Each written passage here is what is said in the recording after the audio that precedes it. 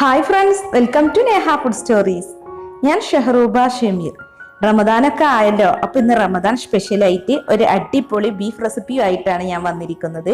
ബീഫിന്റെ കൂടെ വെറും 3 ചേരുവകൾ മാത്രം ചേർത്താൽ ഒരു അടിപൊളി ബീഫ് റോസ്റ്റ് നമുക്ക് ഉണ്ടാക്കാം. അപ്പൊ ഇത് എങ്ങനെയാണ് ഉണ്ടാക്കുന്നത് എന്ന് നോക്കാം. ഇത് 1 കിലോ ബീഫാണ്. ഇത് കഴുകി വൃത്തിയാക്കിയതിന് ശേഷം ഇതിലെ വെള്ളം എല്ലാം വാർത്ത് കളഞ്ഞതാണ്. അപ്പൊ ഇനി ഇത് നമുക്ക് കുക്കറിലേക്ക് ഇട്ട് കൊടുക്കാം. കുക്കറിൽ കുക്ക് ചെയ്യുമ്പോൾ ഇതിലേക്ക് വെള്ളം ചേർക്കേണ്ട ആവശ്യമില്ല. ഇത് കുക്കാവാനുള്ള വെള്ളം ഇതിൽ തന്നെ ഉണ്ടാവും. പിന്നെ നമ്മൾ ഇതിൽ മസാലകളൊന്നും ചേർക്കുന്നില്ല, ഉപ്പ് മാത്രം ചേർത്താണ് ഇത് കുക്ക് ചെയ്തെടുക്കുന്നത്. ആവശ്യത്തിന് ഉപ്പിട്ട് കൊടുത്ത് നന്നായി ഒന്ന് മിക്സ് ചെയ്ത് കൊടുക്കാം.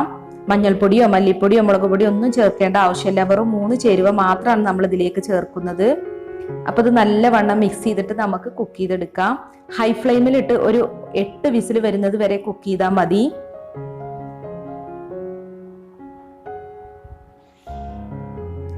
അപ്പൊ ഇതിപ്പോ 8ാമത്തെ വിസിലും അടിച്ചിട്ടുണ്ട്. ഞാൻ ഫ്ലെയിം ഓഫ് ചെയ്തു. ഇപ്പൊ ആവിയെല്ലാം പോയതിന് ശേഷമാണ് ഞാനിത് തുറക്കുന്നത്.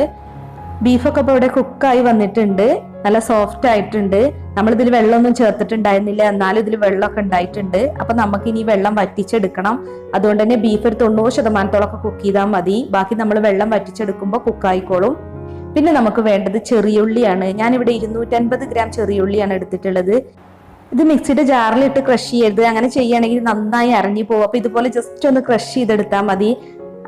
പിന്നെ വേണ്ടത് വറ്റൽമുളകാണ്. ഞാനിവിടെ 15 ചെറിയ വറ്റൽമുളക്, നല്ല എരിവുള്ള മുളകാണ് കേട്ടോ. അതൊന്ന് ക്രഷ് ചെയ്തെടുത്തതാണ്. ഇത് മിക്സിയുടെ ജാറിലിട്ട് തന്നെയാണ് കേട്ടോ ക്രഷ് ചെയ്തെടുത്തിട്ടുള്ളത്.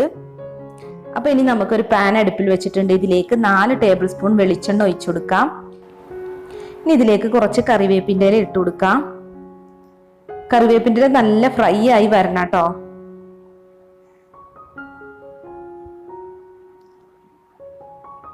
ഇനി നമ്മൾ നേരത്തെ ചതച്ച് വെച്ചിട്ടുള്ള ചെറിയുള്ളി ചേർത്ത് കൊടുക്കാം. അപ്പൊ ചെറിയുള്ളി മിക്സിയുടെ ജാറിലിട്ട് ചതച്ചെടുക്കരുത്. അങ്ങനെയാണെങ്കിൽ ഒരുപാട് അരഞ്ഞു പോകും. നമ്മൾ ചതച്ചെടുക്കുന്ന കല്ലുണ്ടല്ലോ, അതിലിട്ടൊന്ന് ചതച്ചെടുത്താൽ മതി. ഇത് ചതച്ച് ചേർത്താൽ തന്നെ നല്ല ടേസ്റ്റ് ഉണ്ടാവുള്ളൂ നമ്മുടെ ബീഫിന്. അപ്പൊ ഈ ചെറിയുള്ളിയുടെ പച്ചച്ചുവ മാറുന്നത് വരെ നമ്മളിത് വഴറ്റിയെടുക്കണം. ചെറിയുള്ളി ചതച്ചത് ഒരു ബ്രൗൺ നിറമാകുന്നത് വരെ നമ്മൾ വഴറ്റിയെടുക്കണം. ഇതിപ്പോ ഇവിടെ റെഡി ആയിട്ടുണ്ട്. ഇനി ഇതിലേക്ക് വറ്റൽമുളക് ചതച്ചത് ചേർത്ത് കൊടുക്കുക. ഞാനിവിടെ 15 ചെറിയ വറ്റൽമുളകാണ് എടുത്തിട്ടുള്ളത്. അപ്പൊ നല്ല എരിവുള്ള മുളകാണ് കേട്ടോ. ഇത് മിക്സിയുടെ ജാറിലിട്ടാണ് ഞാൻ ക്രഷ് ചെയ്തെടുത്തത്. അപ്പൊ ഈ വറ്റൽമുളകിന്റെ പച്ചച്ചുവ മാറുന്നത് വരെ നമ്മൾ ഇതൊന്നും കൂടി വഴറ്റിയെടുക്കണം. പിന്നെ നമ്മൾ എരിവിന് വേണ്ടി വറ്റൽമുളക് മാത്രമാണ് ഇതിൽ യൂസ് ചെയ്യുന്നത്, വേറെ ഒന്നും ചേർക്കുന്നില്ല. ഇനി ഇതിലേക്ക് നമ്മൾ കുക്ക് ചെയ്ത് വെച്ചിട്ടുള്ള ബീഫ് അതിന്റെ വെള്ളത്തോട് കൂടി തന്നെ ഒഴിച്ചു കൊടുക്കണം. ഇനിയിപ്പോ ഈ വെള്ളം വറ്റിച്ചെടുക്കണം. അപ്പൊ നമുക്ക് ബീഫും കൂടി ഇതിലേക്ക് ഇട്ട് കൊടുക്കാം. അപ്പൊ ഇതെല്ലാം കൂടി ഒന്ന് മിക്സ് ചെയ്ത് കൊടുക്കാം. നമ്മൾ ഹൈ ഫ്ലെയിമിലിട്ട് ഒരു 10 മിനിറ്റ് നേരം ഇത് വറ്റിച്ചെടുക്കേണ്ടി വരും. അപ്പൊ ഇടക്കൊന്ന് ഇളക്കി കൊടുത്തോണ്ടിരിക്കണം. ഹൈ ഫ്ലെയിമിലിട്ട് വറ്റിച്ചെടുത്താൽ മതി കേട്ടോ, എന്നാൽ പെട്ടെന്ന് വെള്ളം വറ്റിക്കോളും. ഇപ്പൊ ഒരു 10 മിനിറ്റ് കഴിഞ്ഞിട്ടുണ്ട്. അപ്പൊ ഈ ഒരു പരുവമായിട്ടുണ്ട്. ഇനിയിപ്പോ ഒരു മീഡിയം ഫ്ലെയിമിലിട്ട് ഒരു 5 മിനിറ്റും കൂടി വറ്റിച്ചെടുത്താൽ മതിയാവും.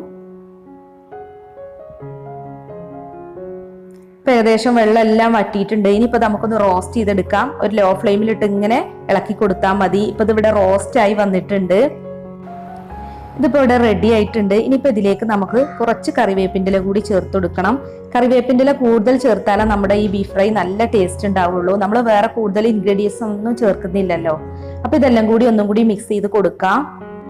നമ്മുടെ ബീഫ് റോസ്റ്റ് ഇപ്പോൾ ഇവിടെ ഡ്രൈ ആയി വന്നിട്ടുണ്ട്. ഇനിയിപ്പോൾ ഒത്തിരി ഡ്രൈ ആക്കണം എന്നുണ്ടെങ്കിൽ ഒരു 5 മിനിറ്റും കൂടി ലോ ഫ്ലെയിമിലിട്ടൊന്ന് ഇളക്കി കൊടുത്താൽ മതി. ഞാനിപ്പോൾ ഈ ഒരു പരുവത്തിലാണ് ഇത് എടുക്കുന്നത്. അപ്പൊ ഞാൻ ഫ്ലെയിം ഓഫ് ചെയ്തിട്ടുണ്ട്. ഇനി നമുക്കിതൊരു സെർവിങ് പാത്രത്തിലേക്ക് മാറ്റാം. ചൂടോട് കൂടി തന്നെ സെർവ് ചെയ്യാൻ നോക്കാട്ടോ. അപ്പൊ നല്ല ടേസ്റ്റ് ആണ്. പിന്നെ ഇത് 2-3 ദിവസം പുറത്ത് വെച്ചിരുന്നാൽ ഇതിനൊരു കേടും പറ്റില്ല. നമ്മൾ കഴിക്കുന്ന സമയത്ത് ജസ്റ്റ് ഒന്ന് ചൂടാക്കിയാൽ മതി. അപ്പൊ ഈ അടിപൊളി ബീഫ് റോസ്റ്റിന്റെ റെസിപ്പി എല്ലാവർക്കും ഇഷ്ടമായെന്ന് വിചാരിക്കുന്നു. ഈ റമദാനിൽ നമുക്ക് സെർവ് ചെയ്യാൻ പറ്റിയ നല്ലൊരു ബീഫ് റെസിപ്പിയാണിത്. അപ്പൊ എല്ലാവരും ഇതൊന്ന് ട്രൈ ചെയ്ത് നോക്കിയിട്ട് ഫീഡ്ബാക്ക് അറിയിക്കണേ. അപ്പൊ ഈ വീഡിയോ ഇഷ്ടമായിട്ടുണ്ടെങ്കിൽ ഒന്ന് ലൈക്ക് അടിച്ചേക്ക്. നിങ്ങളുടെ ഫ്രണ്ട്സുമായി ഷെയർ ചെയ്യാനും മറക്കല്ലേ. അപ്പൊ മറ്റൊരു വീഡിയോയുമായി നമുക്ക് ഉടൻ തന്നെ കാണാം. താങ്ക്